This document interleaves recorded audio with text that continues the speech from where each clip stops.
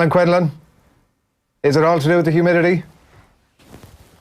I'm not sure, Adrian. It wasn't the best performance, was it? No, like listening to some of it afterwards, Kenny, right? So Peter Stringer was on yesterday and he was talking about the absence of any discernible game plan as he could see it. Eddie O'Sullivan was saying something similar and talking about like maybe we're going to see this big reveal in the quarterfinals. How worried are you by what you've seen so far? Yeah, pretty worried, to be honest. I think I said it to you yesterday, I think before the game, that if they won by 40, 50 points and it was clinical and there was lots of good tries and, you know, it was never going to be perfect. Russia were always going to make it a bit difficult for Ireland, but and the ball and the conditions do make it tricky, but I just thought there was a lot of opportunities. We got into good positions and we didn't execute. I think the first 20 minutes of the game was really good again, and I thought everything was going according to plan.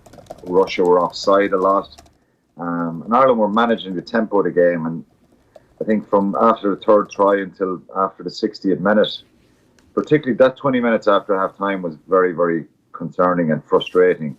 So the players look a little bit short on ideas. They look a little bit frustrated themselves. They are trying hard, and they're probably, when you look back at the game, there's probably situations there where just one or two more passes or probably better decisions in certain areas and certain times would have been a lot better for them and would have been a better return. So it's not where they want to be, and you know, they're, in fairness, they've got to stick together and try and put a positive spin in it. And I think the best thing that can happen now is that they have that 9 days before Samoa, and they have a chance to regroup a little bit and do their individual analysis and try and get a spring in their step again.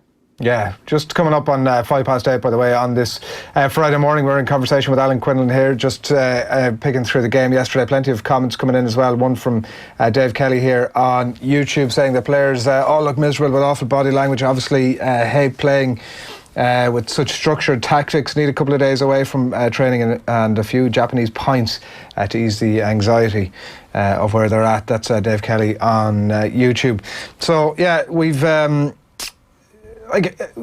some commentary, Quinny, about the Joe Schmidt's exit, obviously, and the impact that might be having on the players. Is there a possibility that imminent exit is actually having an impact not on the players but on Joe himself, in that he's feeling the pressure here more than anybody else? It could be true. I don't know. It's there's something not right. Everybody is asking after the game, you know, what's wrong and why are they not kind of humming this team? Why isn't it just that feel-good factor about it? And maybe the pressure is telling a little bit. They've just got to dig in there, Adrian, though, you know what I mean? Yeah.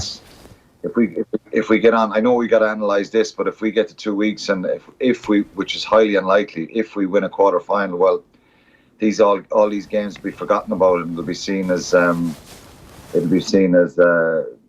non-significant, if you like, but it's worrying and it's a concern, and the concern is, can you turn on the tap? And it's not where you want to be. Like, you see some teams, sporting teams, they win matches and, you know, they don't have the best performance. We lost against Japan last week. Then we backed it up with not a clinical performance, not a one that you walk off the field and you think that was really good and we're happy. And you'll always have, I've played in those games where you win 50, 60 points and there's always a few things that mistakes you'll have made. But I think for Ireland to have that feel-good factor walking off the field like last night and for it to be encouraging, it needed to be up around 50, you know. And I think the Ringrose try and the Earls try, or the Conway try, were ones that they were kind of feel-good factor tries, and we just didn't have enough of them. And we just turned the ball over a lot. We made a lot of mistakes after that half-time period for that 20 minutes, and it's just worrying. It's hard to put your finger on what's going on, and maybe the pressure that Joe puts himself under, maybe the players are feeling in a bit of a pressurised environment. You know, they've had no issues around travel or hotels or food or any of that stuff that maybe we could have used as excuses in 2007. So I don't know. It's hard to really put your finger on it. And Warren Gatlin's leading Wales. They were brilliant last week against Australia. Steve Hansen is finishing up with New Zealand. So people are going back to the fact that maybe things have changed because Joe's leaving, and people are surmising and probably saying that maybe it's not the happiest camp. And if they're not happy, if the players are not happy, maybe that's having an effect on them. But how are they not happy? Maybe the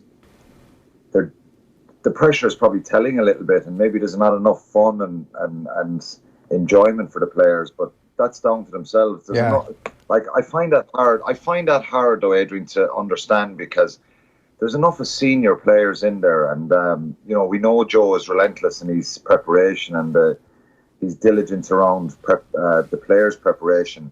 But there's enough of senior players there that can kind of change that if they want, or say, look, we don't need to train today, or we need a night out, or we need a bit of fun, or whatever. So maybe I'm being a bit naive around that, but if it is an unhappy camp, it's up to the players to try and change that as well. And so I do think there is a big expectation and there is a big pressure, and because of their success in the past, if things are not going well, they're stuck in a little bit of a rut, but yeah. You look back at the game and you think, right, it's 5 points and it's maximum points, but it's not what we would have wanted, what they would have wanted. But I think 9 days now between the Samoa game, and it'll give him a chance to have a little bit of a breather. Joe said he's giving them this weekend off. He said that in the press conference openly, and they have a little bit more of a lead into the Samoa game, and they've got to play better in that game, because I don't think you can go into a quarter-final thinking you can just turn it on. And maybe it is part of a big master plan to unleash a different kind of a game plan, but it's leaving it kind of late in the day. When I think about it, and I've had a good few hours to think about it, you go back to Scotland and their application, the way they played there, they were brilliant. And, people will say Scotland weren't good and the rain changed the game at half time. But we were the ones who could have scored another 2 or 3 tries in that second half against Scotland. And we did score 1. So I don't know what they're going to do. And if I was a player there, I'd have to try and stay positive. But it wasn't a good performance. And it wasn't one that would encourage you to think that we can go further past the quarterfinals in this competition. 2 bad weeks, in my opinion. Yeah, there's a load there to follow up on, and we'll do that. But the one last one on the humidity of the whole thing, right? Like, it's been used sort of ad nauseum. The conditions are poor, the humidity is high, and we understand that. Donal Lennon talks very well about it in the Examiner this morning. Like, it's an inarguable point that is the case, right? But I mean, it's been put forward at sort of every hand's turn. And Joe Schmidt is now talking about, in 9 days' time, the weather's going to be, it's supposed to get much better in October. So are we saying that, like, if the conditions weren't there and the humidity wasn't there, and when the weather gets much better in 9 days' time, that we're going to be a completely different team? I don't know. I think the decision making is an issue, because there's examples in that game last night where players turn back inside and we run back into heavy traffic, where there's space a little bit wider. And it's not about flinging the ball around willy-nilly. It's about just giving a catch-pass situation. And we just look a little bit pedestrian sometimes in our attack. The encouraging part for me is there's some very good players in the Irish side, some fantastic players who are just not clicking. And it was a completely different side from Japan. 11 changes, and it just didn't happen quickly enough for them. It looked easy at times, particularly early on, and so changing the way they're going to play and down to conditions, I'm not sure about that. I think if we drop the ball at the end of prolonged periods of pressure and simple errors, the ball was knocked on or somebody dropped the ball, I'd say yes, but we just seem to be running into a lot of heavy traffic, and that's our go-to motto. And some of the carries last night, and I know this from myself, and people can disagree if they want. I wasn't probably the best ball carrier in the world, but you've got to put some bit of footwork acceleration into your carries, and there's an awful lot of static carries against very good ball carriers. You know, CJ Stander is a fantastic ball carrier, a couple static from him. Even Dave Kilcoyne a couple of times. For some reason, we slow down a second or two, and then we try and static carry the ball into heavy traffic, you know, and it's about generating quick rough ball and stuff like that helps that. But even off slow ball, the team are not accelerating onto the ball, and it's very easy to tackle guys, no matter how big or strong they are or who you're playing against. If you're running static and there's 3 opposition guys in front of you, well, it's you're not testing them to defend. You're asking them to. You're asking about the collision. What's the collision going to be like straight on? And usually you don't get over the gain line. And when we don't get over the gain line, then sometimes we're overplaying. And I think there has to be a real good look individually for the players over the weekend. They'll do that. They all get their individual analysis. And then I think the coaches nearly need to work overtime and try and help the players understand where the space is more, because there is space there a lot of the time, and we're not just getting the ball there quick enough. And so they're all worried. I don't know if we can fix that in a couple of weeks, but I'd be hopeful that they can. But going back to the overall performance, it was frustrating. Yeah, the point you touched on a bit earlier on, just about the sort of confidence and the players digging themselves out of it in some ways. It's a point that's been touched on in some of the back pages this morning. Like, how possible is that at this stage? Like, we're not talking about doing a full-on, like I was describing it earlier on, a France on it, like a Mark Lee-Evermont situation. We're not talking about uninvolving the coach. That it's not that extreme, but like the players' capacity to get in there and put their own stamp on it, take control of their own destiny in some regards. Not something we're used to seeing under Joe Schmidt. No, I think, look, I do think that they will have, maybe there will be tweaks and there will be some changes and there will be some strike moves and stuff that we haven't seen in the pool stages, that they will come out in the quarterfinals. But they have to. The worry here, Adrian, is some of the basic stuff is laboured and it's pedestrian. You know, you don't have to show your hand and take the ball off the line out, hit up the middle and come back blindside or and cut a team open from an intricate move. You know, Joe Schmidt is renowned for those kind of moves and those opening up defences. We saw the one in Twickenham with Tyke Furlong doing a little pivot, Stander scores a try. The one against New Zealand where they hit up the middle, they go back blindside. There was identification that New Zealand left that part of the field exposed and Stockdale gets the great try. There's a couple of them in New Zealand or in Australia in the summer tour. So it's not I do believe that some stuff like that will come out in a couple of weeks. But it's the basic stuff of generating momentum and getting on the front foot and just doing the simplicity, getting the simple things done well and with more speed, if you like.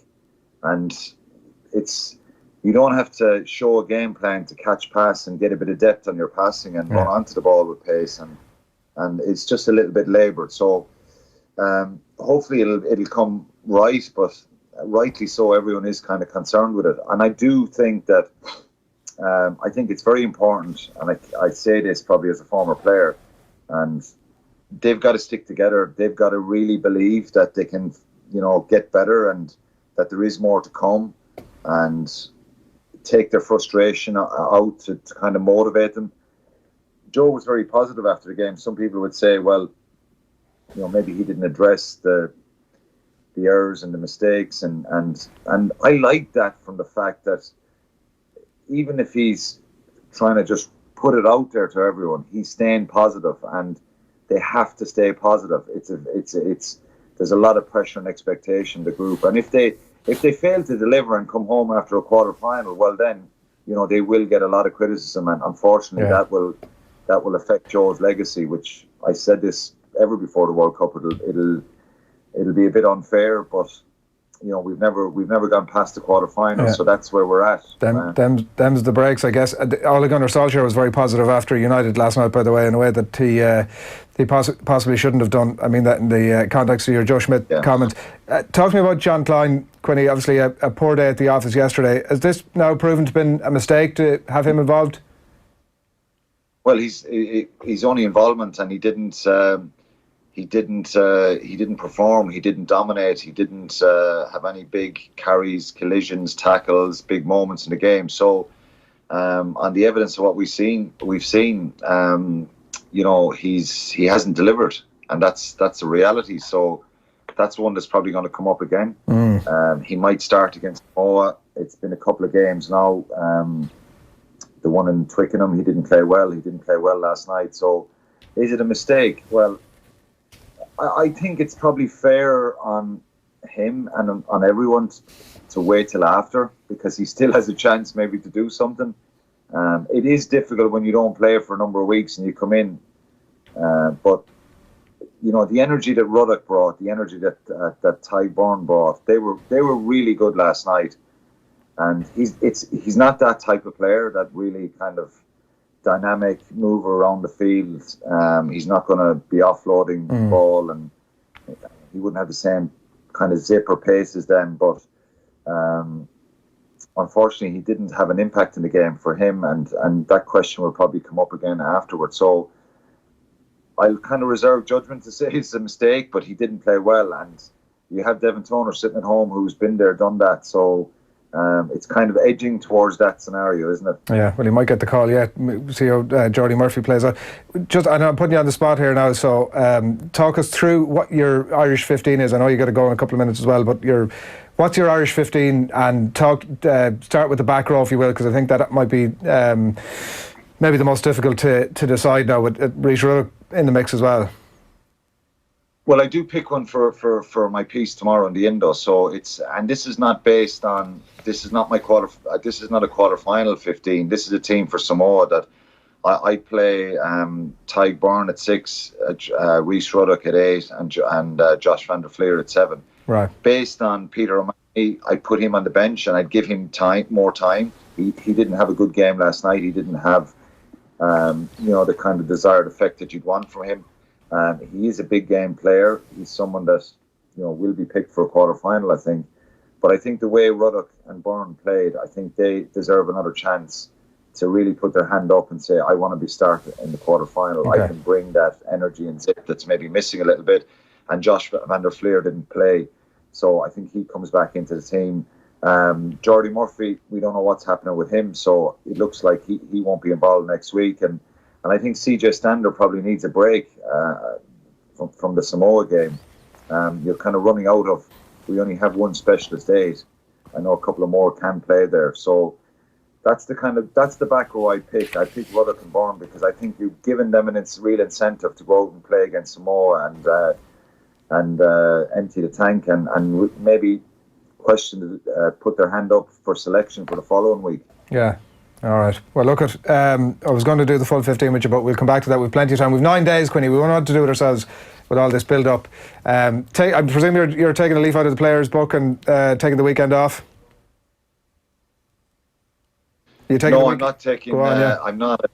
I've got to do France Uruguay tomorrow and France Tonga on Sunday. Good man. Busy weekend. I've just arrived in Owiza. It's at 30 degrees of heat.